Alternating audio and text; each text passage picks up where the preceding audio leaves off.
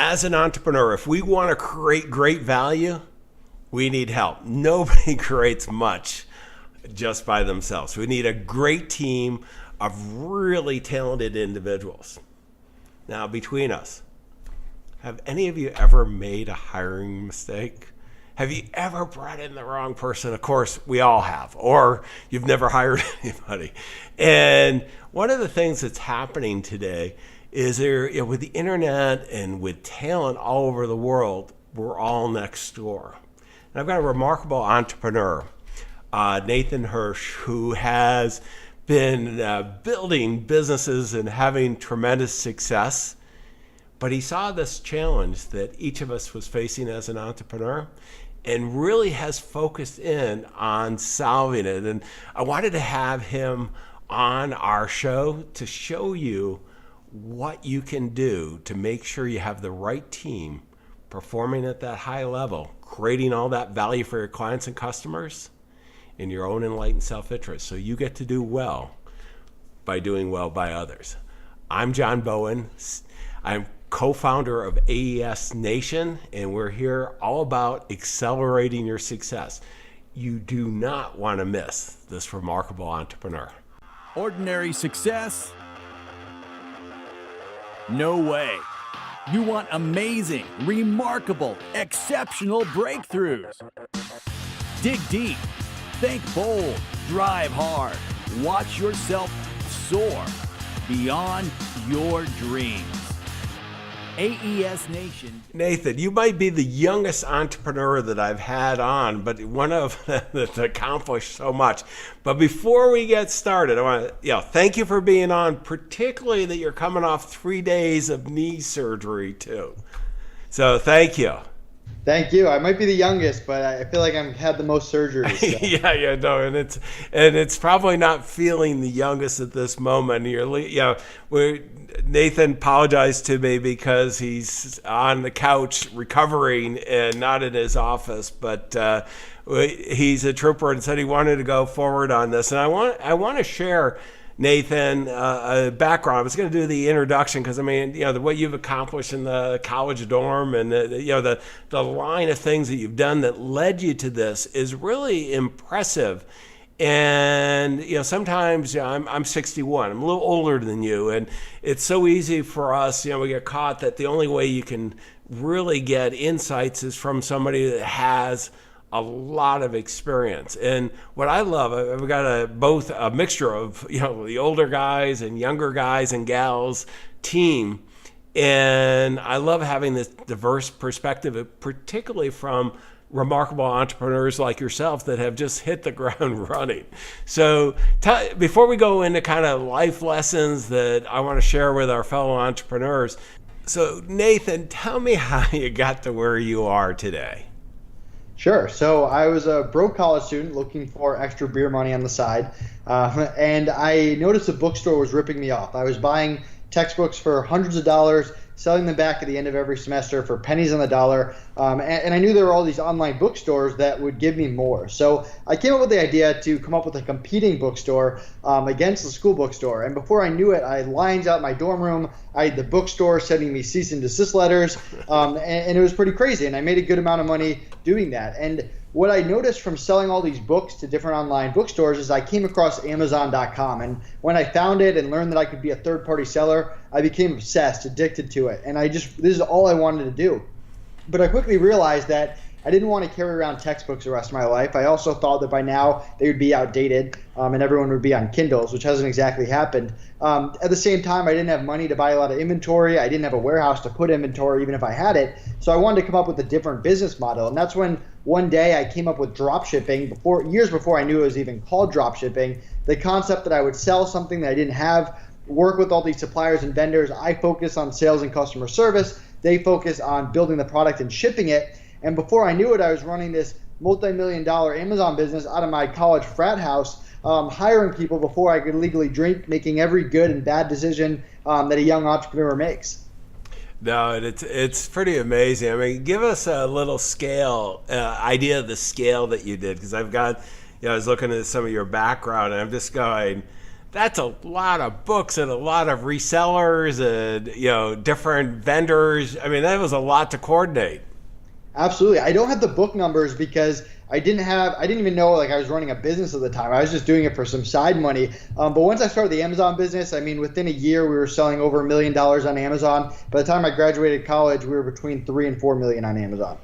Yeah, and so tell me then, what led you from there? I mean, it was working pretty well, and I'm assuming that you had enough beer money that you covered that part. So, what was the next step in the evolution? Sure. So I graduated from college. I had that decision: do I go out and get a real job like my parents thought that I was going to do when I first got to college, or do I pursue this business? And I decided to pursue the business. I ended up moving to Orlando, Florida, opened up an office, which was pretty cheap, which is why I moved there. I started hiring full-time people. And what I quickly realized from there is two things. One, all these people that I was paying $40,000, $50,000, $60,000 a year, half the time they were doing very busy data entry, low-level work, and I felt like I wasn't getting a lot out of them. And then the other side of it, I went from doing things I really like building relationships and processes and building the customer service team, to things I really didn't like HR and going through applications and multiple rounds of interviews. And so when I learned about Upwork and the ability to hire remote workers, I became addicted to that, and I became determined to build a remote army, so to speak, where all my employees, they had assistants and the assistants had assistants, and it was just this great way to get talent from all over the world. Because when I was just hiring in Orlando, I was competing against all these business owners for the same talent, and it drove up the price and it led to turnover. Whereas when I hired people remotely, I could hire different people for different skills at different rates and really make it all work together. And I quickly realized that once I got really good at it a few years later, that I could help other businesses do the same thing, because everyone can go to those same marketplaces and hire, but there's no one there to really assist them and to stop them from making the same hiring mistakes that every business owner makes. Yeah, no, Nathan, this is really an area that so many of us as entrepreneurs struggle. We have some passion, or we find something. I call it strategic stumbling. You're the college bookstore, obviously. Textbooks have just, for some reason, it keeps on trying to be a very inefficient market for whatever reason. And when we see those inefficiencies and the opportunity, and people are willing to stand outside our rooms and write checks, many, not everybody, but 1 out of 400 will run with it and take it. And you've learned a lot of lessons. But one of the things as an entrepreneur is, I was saying, nobody accomplished anything great by themselves. I mean, you need a team, and that's, most of us start. I'm going to go back to Michael Gerber, a book, E-Myth. It's one of the top 10 business books, and Michael is a really good friend. And it's a big turning point for me when I started. I was a good financial advisor, great technician in this, and scaled up and managed billions of dollars. But I had never thought of myself as certainly a manager, and I never became one. I became a leader, or just find the right talent to be able to do this. And so many of my fellow business owners, I'm involved in a lot of masterminds, CEO groups. I just see them struggle with this, Nathan. And you've started a company in this space. I want to, before we go there though, I want to go over some of the lessons learned that got you to that point, and then I'll bring up the company. But when you think of building a company, any startup, one of the challenges is finding the right people. And one of the things that you mentioned to me as we were getting together, and just before we turned on the camera, was this concept of diversification in every part, and how important that is in building this team. Tell me a little bit about what you're thinking and why that was one of the big lessons you learned. So I learned this lesson at a very young age. In year one of my company, I had what I called the manager of the day, and I would teach him to do everything from customer service to orders to, no joke, his job would be to go around and wake people up in their dorm room if they were late for the shift. They literally were in charge of everything, every part of the business that day. And on the other side of it, we had a lot of success with this one supplier. So we stopped worrying about other ones. We just focused on that one. Let's get all their products up. Let's market it. Let's sell it. And what I quickly realized is every time a manager of the day quit, it took me 3 months to train someone else up to be that person again. And then one day I was on vacation, my first vacation in almost a year, and our supplier decided to drop us. They didn't want to work with us anymore. So we spent an entire year focusing on this one supplier only to have them leave.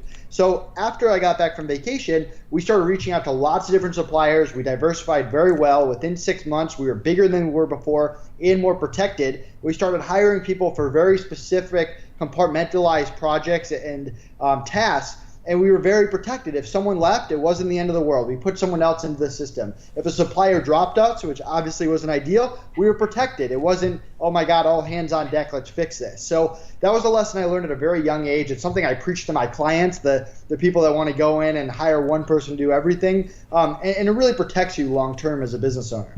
Yeah, I mean, this is one that is so important. I mean, I've learned it.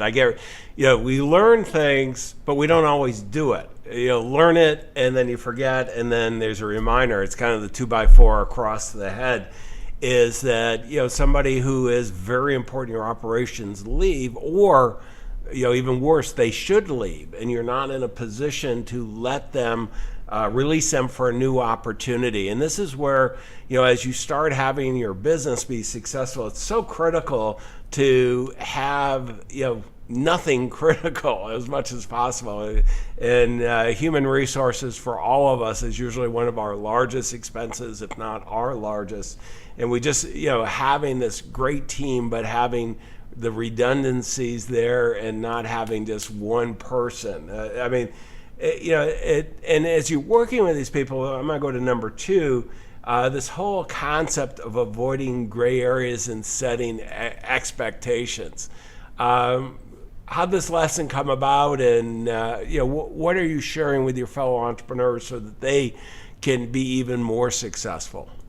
So this is the biggest mistake that people make when they hire. So many people, they hire someone, they have them work for a few weeks, and they realize the person isn't doing what they want, or they're not doing the same work that the last guy did, but there's some kind of confusion. And it's all because they didn't set clear expectations up front. And I learned this from lots of hires. I hired hundreds of remote workers on my first business. The first time I hired a worker from the Philippines, and you factor in the culture differences and all the stuff that goes with it, I never laid out those expectations of what I wanted them to do, when I wanted them to do it, and how the business works, what my pet peeves are. So what I recommend now is I actually have a document called the Client Expectations Document, which is a terrible name, but I give that out to business owners for free, and it lets you outline everything. So you hire someone, whether it's a contractor, remote worker, employee, you hand them the document, you're like, read it, let me know if you have any questions. Are we on the same page? Yes. Okay, let's start training. And it saves you so much repeating yourself, and it also saves you so much time down the line. When you go into something with a gray area, something that's not quite clear, it's only going to cost you time and money down the line.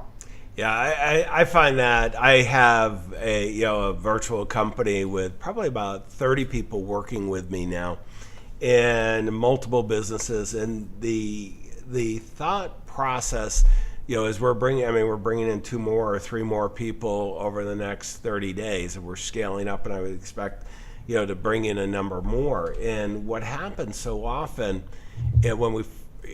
when I didn't hire well, one of the key things was that, I'd bring them in because they were talented, and, oftentimes proven talent, and they've done great things, and they come in, and, we wouldn't really have a great hiring process, not a great onboarding process, and lo and behold, they wouldn't be successful. And the reason was there wasn't that alignment of what we wanted to accomplish. And I think this is one of those, if you can start right from the beginning, is going to be invaluable. Let me go, though, and let's talk about a client isn't always right. That's one of the mantras out there, is the client is always right. But how do you see it?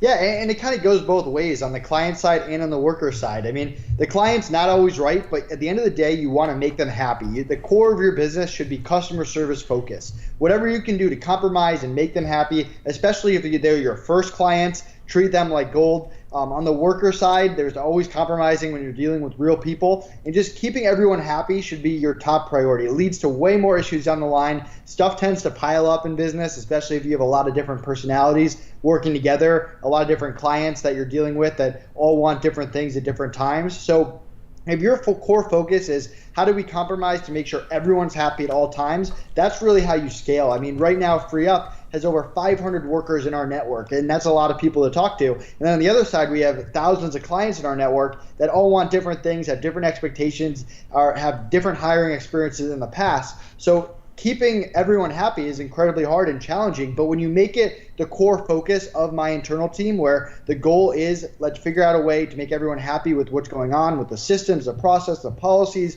the payments, the charges, every single thing, you're going to have a lot more success. Well, and one of the things I like, Nathan, what you're really doing is when you put that bar there that you're going to, you really want this to be, delighted clients on both sides of the equation, the talent coming in, the companies that are engaging them, then what you do, and this is what, you have to create the processes because it doesn't happen by accident. And we can maybe have it happen by accident with 1, 2, 3, but as you're saying, you've scaled up to 500. I know you've got plans to grow much larger than that. And what happens is it's so important that to put that bar, whatever you're doing, and there's got to be satisfaction because this is how we leverage our businesses and people, the word of mouth on both sides that, hey, this is a great place to work. This is a great place to find the right talent to really make a difference. One of the challenges, and I see this, in myself. The temptation is, in today's world, the internet world that we're all living in, I can find out how to do anything at any time. Click on YouTube for free, and whatever you want, somebody's recorded something, and with my weaknesses, what I probably should do is go ahead and just work on my weaknesses. And you say no, and I'm in agreement on this. We're going to focus on turning weaknesses into the strengths. And tell me what you mean by that. So for me, one of the best meetings that I've ever had was my business partner, Connor, and I, who have worked together for over 8 years. He was actually one of my first hires. At that time, we were clashing a little bit. We were stepping on each other's toes. We had different ideas of where the company was going. And we sat out on a balcony, and we literally just told each other, hey, you're bad at this. You're good at this. You're bad at this. And by the end of the conversation, we had identified that we were polar opposites of each other. We had a list of strengths, a list of weaknesses, and then we had stuff that neither of us were good at. And it was like, okay, we need to hire for these things. So whenever I consult with people, and these are the easiest consulting sessions, people are like, where should I start hiring for my business? You can either hire to take things off your plate and hire lower level people and put them into your processes. But the other side of that is you hire for whatever you're bad at. If you're not good at marketing, hire a marketer. If your content is bad because you're a poor writer, hire someone to do your writing. The best businesses are the ones that have figured out how to take these weaknesses, the things that are holding them back, and turn them into strengths by hiring the right people to do it. Yeah, no, and this is one, we're pretty aligned here on all this stuff, Nathan. I'll give a real world example. I got a whole bunch of books back there. I've written 20 of those. Okay, well, let me say that again. I've been the author of 20 of those, either authored or co-authored. And that's a lot of books. And, now we're producing ebooks and books. Probably I'll do 4 or 5 that I'll be the author or co-author this year. Okay, if my high school teacher, my 9th grade teacher, Mrs. Arby's, found this out, she would not believe it. And the reason why, I actually did write the very first one. After that, I did exactly what you said. I know the power of being a thought leader, positioning, everything else, creating content. And the challenge is that it takes me a huge amount of time to write. Well, maybe I should hire a writer, an editor, a copy editor, and the graphic designer and everything else. So we typically now turn out a book in 30 days. And what was one of my weaknesses, great at math, financial guy, all that stuff, English stuff didn't work very well. This has become what we are now considered one of the thought leaders in our space, one of the major ones. And so, this is whatever you're doing out there, as a fellow entrepreneur, something that you really have a weakness is holding you back. This is where finding the right team. I just remember the very first writer I hired, I had written an article and asked her to kind of make it a little better. And it came back and she didn't send a redline version. And I'm going, did she do anything? And we did a few of these. And on the third one, I go, I got to check her. Is she really doing anything? Because this sounds like me. And then, on Word, Microsoft Word, you have the ability to compare documents. Never do that with a good writer because I had red lines all over the place, Nathan. And it's the same with technology. I'm a big user of technology, but boy, in today's world, there's so much talent out there. And what I love is they bring not only you give them the idea that you want, and then they take it from there and just make it so much better. Yeah, absolutely. I mean, they make you look really good, right? I mean, I have a team of 20 people that do a lot of things that I can't do, from managing social media pages to the graphic design to editing my videos that go out. And I mean, they make me look incredible, and surrounding yourself with those people is really everything. I mean, I could spend the next 6 months learning how to do Facebook ads at an incredibly high level, or I could use my guy Ian, who does a fantastic job. He has 10 years of experience just marketing in general, and he takes it to the next level, and he'd be better than I would be if I spent the next year or two learning it. So figuring out how to strategically turn those weaknesses into strengths is everything.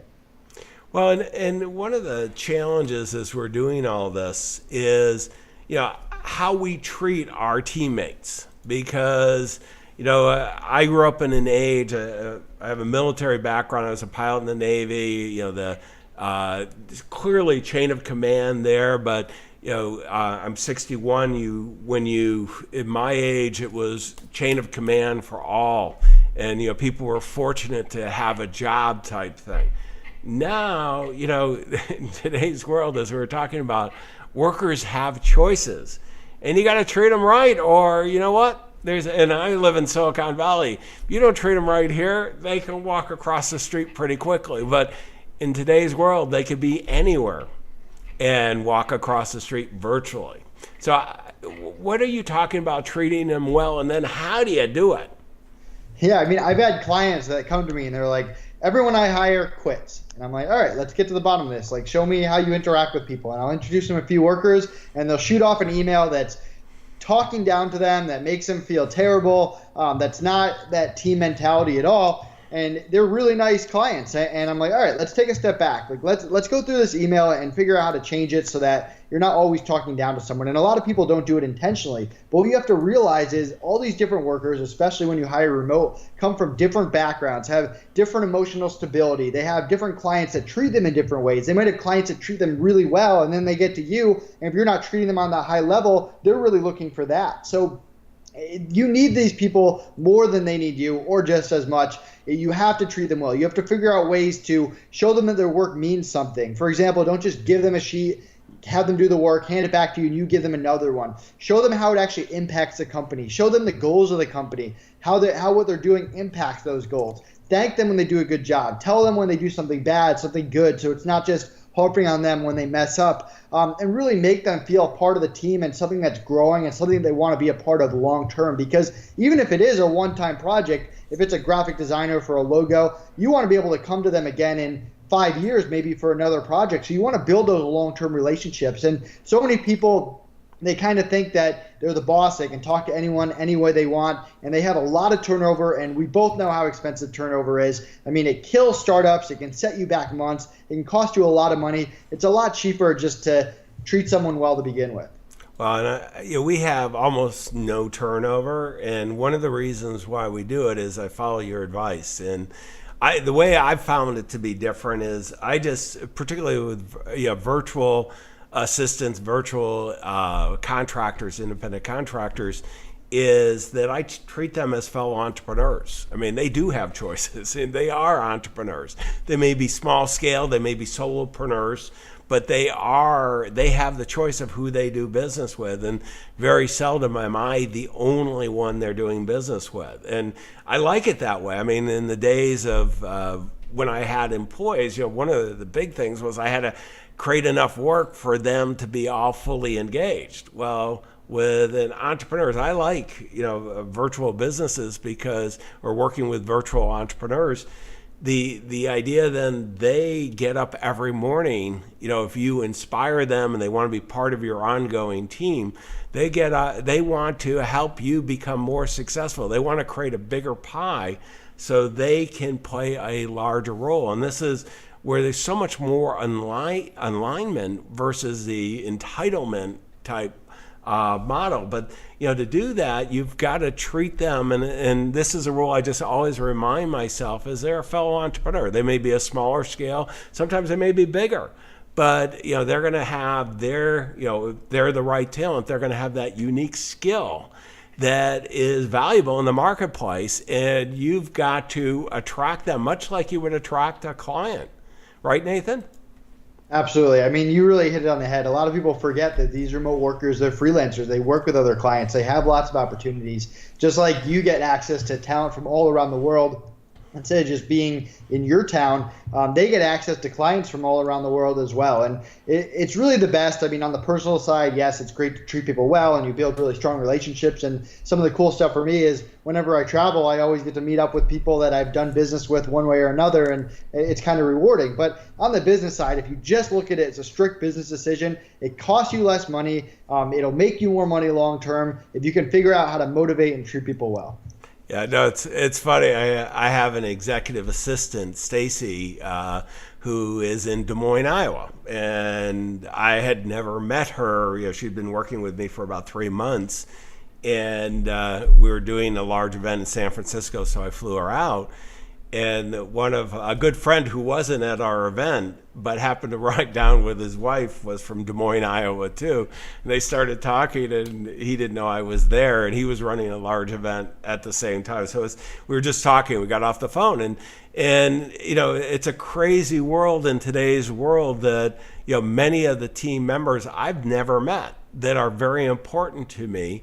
We try to create times that we get together, but sometimes you just can't do that. But, it's always giving them, I treat them, quite honestly, Nathan, better than employees. Because the employees, there's usually the golden handcuffs, there's incentives, they're there. Here, these people, they push one button, you could hang up on me on Skype and you're gone type thing. It doesn't, it's not, it's not that kind of, whole change.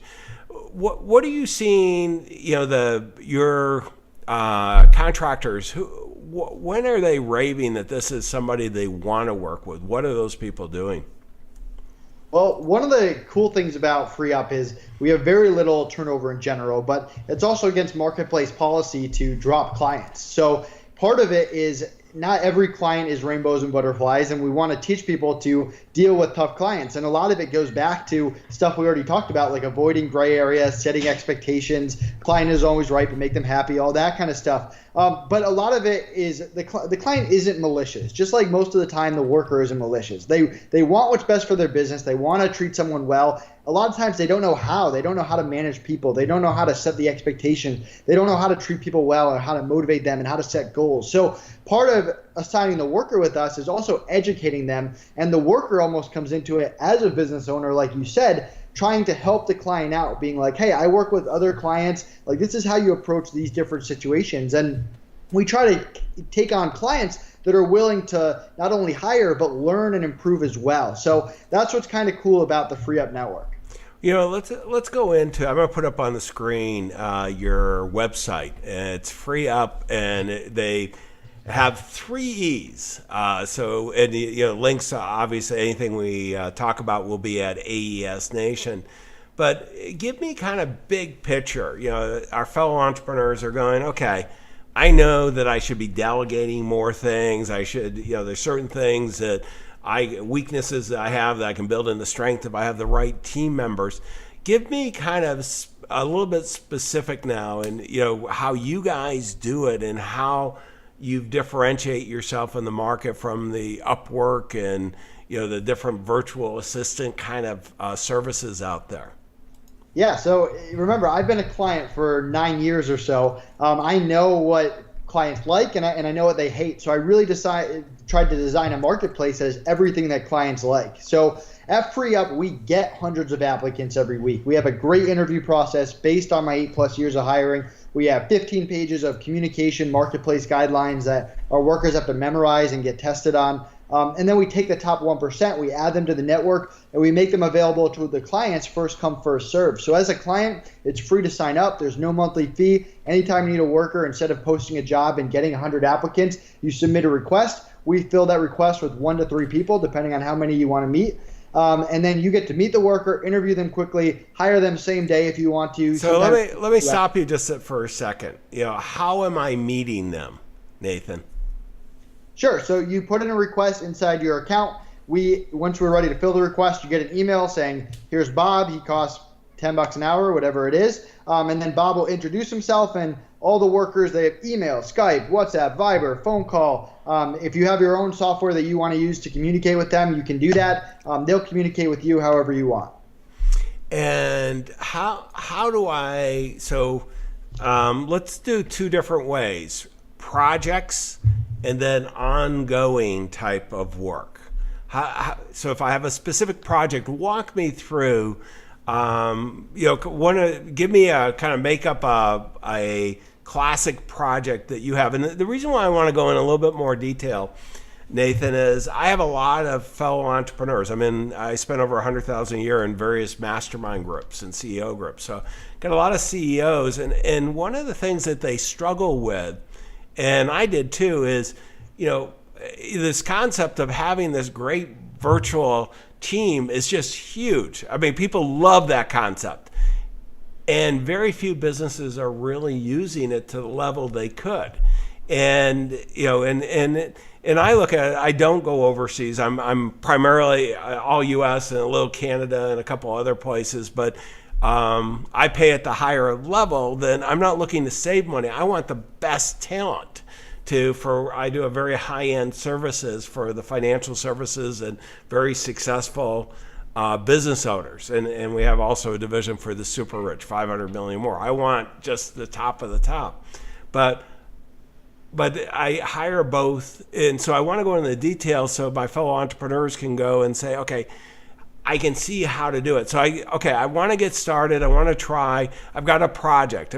You pick a project that would be a common one that they would do, Nathan, if you would. Sure. Let's say you want to build a WordPress site, just a lead page. So let's not forget, we're not an agency, we're a marketplace. So when we introduce you to the worker, everything else is between you and them. And these workers, they're business owners, they're consultants. They do this all day long. So a lot of them have their own systems and processes for how they do it. But the process for us is still the same. We introduce you to the worker, you interview them for 10 to 15 minutes, make sure that they're the good fit, they have the skills and the experience that you need.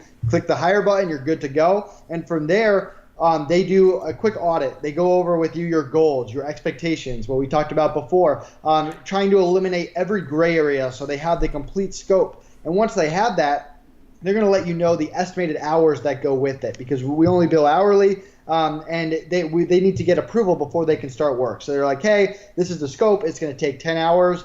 High estimate. They always overestimate. Do you approve? Client says, I approve. They start working on it. And the best part about us is I mentioned those communication guidelines. They keep you updated every step of the way. So many business owners fall into that trap where they hire someone for a month project and they get an update right at the end, and it's not at all what they thought it was going to be. So you're going to get those hourly, daily, weekly updates. A lot of times I'll ask the client, because not every client wants an update on the hour. But yeah, and then it goes from there. And then when you get close to the end of it, they'll let you know, hey, we're right on with our estimates, or hey, can we approve another hour? And then when you get to the end, the client might say, okay, here's a few extra things to add on. They'll give estimates and repeat the process. So it's really that simple, and it's structured so that it's fair for everyone, and there's no surprises when the client gets the invoice or gets the finished project. Okay, let's go one more step. Let's say it's you pick, if you would, what's an ongoing type of relationship that someone's going to have, and how is that going to be managed? Sure. So some people will hire remote project managers, and this is a freelancer that they do project management for a bunch of different clients. Some projects go up and down and come and go. So the a lot of times you'll start off with, hey, I need you X amount of hours a week. Is it set schedule? Is it flexible schedule? All that would go in the worker request. So if you need someone that can work every Saturday, we're only introducing you to someone that can work every Saturday. From there, we introduce you to the worker. Same thing applies. They do that 1 to 2 hour build audit period, go through everything, goals, expectations, game plan. And then from there, if it's more of an ongoing stuff, it's what support do they need? Do they need to set up Skype calls? Do they have to hire lower level workers to work underneath them? Whatever it is, on more of an ongoing, whether it's part-time or full-time basis, and how long the project's going to be, whether it's indefinite or whether it's 1 month, setting all those parameters up top, and then it's setting a start date, which is usually pretty quick, and getting going with the project. And how, give me the business model pricing that you guys do. Sure. So if you go to freeup.com, click pricing at the top, it shows all the different skill sets we offer. Essentially, we have workers from $5 to $50 an hour. Okay, let me put that online too so everybody can see. But freeup.com/pricing, it's right there, and I've got it on the screen if you're watching the video. Cool. So essentially we have lower level, mid-level, and expert level workers. Lower level workers, they have years of experience because we're not a marketplace for newbies, but they're process driven. They're there to do what they're told, to get instructions from a client. The way one client does it might be different than another. So you shouldn't just go say, hey, I don't know anything about Facebook ads, let's hire a lower level worker to do it. You really need to have a system and process that you put them in. The mid-level workers are that next level. Maybe the lower levels are 10 and below, whereas mid-level are more in that 10 to 30 range. They're specialists. They do 1 or 2 things really well, whether it's building Shopify stores, graphic design, writing, whatever it is, and they do the same thing all the time. So you're not hiring them to train them. You're hiring them for them to bring their own experience to the table and execute that one thing very well for you. And then you've got those top-level consultants. Those are the people with years of experience. They can do everything from the top down. If it's Amazon, they can do PPC and SEO and really anything that goes along with Amazon. And I mentioned how the experts work. The first 1 to 2 hours build time. They go through, audit everything, come up with a game plan. They can act as project managers, get your approval, and then get started on executing that game plan. This is great, Nathan. I mean, this is one, let me go to the kind of wrap this up because this has been just so invaluable is, kind of the key takeaways that I'm walking away with. And what jumps out at me is the power of delegation and building the right team. And, boy, we used to be so limited because we could only work with the people right near us. And in today's world, we've got the whole world. Well, that makes another dilemma. We've got, great entrepreneurs like Nathan that are rising to the occasion to help us. So, let me go over the big 5 that he talked about is, diversify in every part of the business. And, instead of having full-time employees, having part-time independent contractors, our ability to build redundant systems is very real. And to do that well, though, we've got to avoid the gray areas and set expectations. So we've got to be clear before we get started, what we want to accomplish and what are the expectations and how you want to work together with, and this is a really big deal, is with your fellow entrepreneur. They may be solopreneurs, free agents, but they do have a choice. I can tell you over and over again.